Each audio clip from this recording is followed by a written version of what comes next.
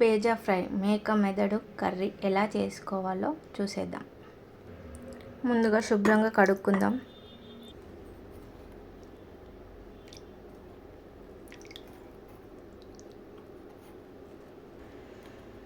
ఇలా శుభ్రంగా కడుక్కోవాలి.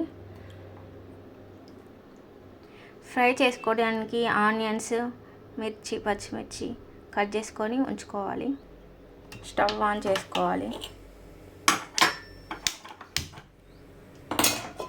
గిన్నె పెట్టుకోవాలి. గిన్నె వేడెక్కాక ఆయిల్ పోసుకోవాలి. ఈ గంజు ఇలా ఎందుకైందో చెప్తా నేను. ఉల్లిగడ్డలు, పచ్చిమిర్చి వేసుకోవాలి.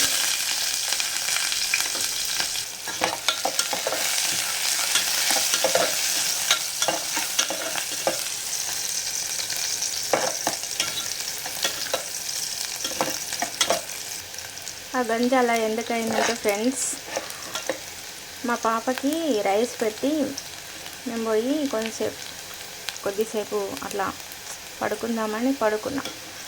అది కాస్త మాడి ఇలా అయింది. ఎంత తోమినా పోవట్లే. అది ఎలా పోవాలో మీకు ఏమైనా టిప్ తెలిస్తే నాకు చెప్పండి.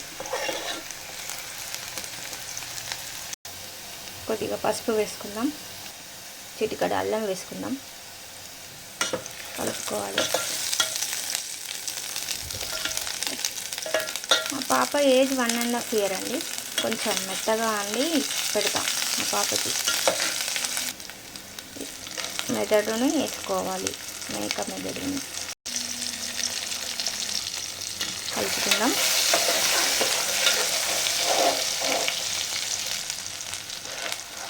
మెదడును వేసుకుందామంటే ఎవరి మెదడు వేస్తారు అనుకున్నారు? మేక మెదడు.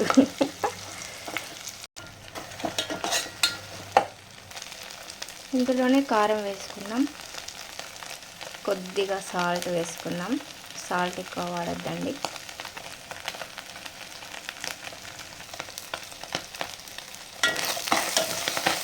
సాల్ట్ వల్ల హార్ట్కి మంచిది కాదు. సాల్ట్ తగ్గిస్తే బెటర్.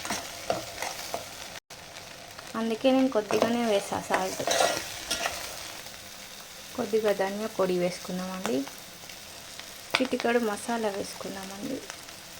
ఒకసారి కలుపుకుందాం.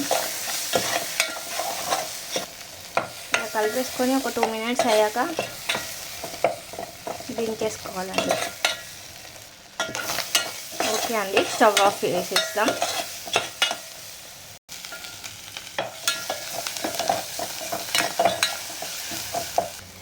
ఇప్పుడు దీన్ని సర్వ్ చేసుకుందాం.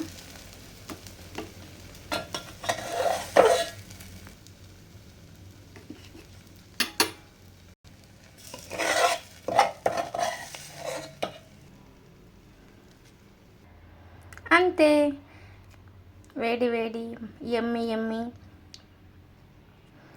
ఎమ్మిగా ఉండే బేజా ఫ్రై, మేక మెదడు ఫ్రై.